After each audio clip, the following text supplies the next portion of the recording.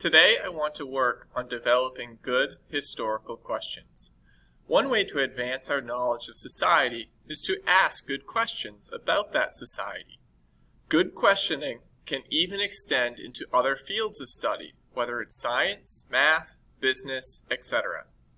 A good question tends to be thick, meaning that a person can delve into the question for an extended period of time and may not find an exact answer, since there is no real answer. A thick question may have multiple potential answers, since they are often dependent on opinions or theories that need to be proven, similar to a scientific question that needs experimentation to discover an answer. On the other hand, thin questions do not help us think as deeply on a topic. Thin questions' answers can be easily Googled and does not require much thought.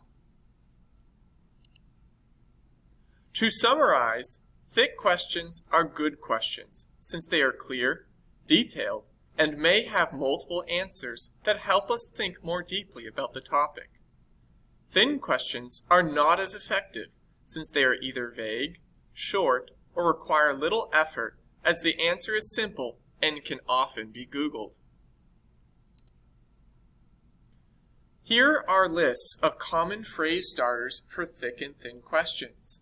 Some examples of thick questions included are: why is the Berlin airlift important in the battle against communism? How is the space race impactful to the development of education in the 20th century? What do you think is the most controversial part of the containment of communism? On the other hand, thin questions are not often open to debate and include questions such as: when did the first man travel to space? Where is the Berlin Wall?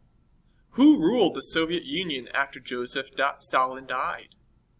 What was the first war fought by combined forces under the jurisdiction of the United Nations? Thick questions are more effective in helping you to understand history and why certain events are significant. Thick questions should lead you to connect the relationships that events, people, or societies have with each other.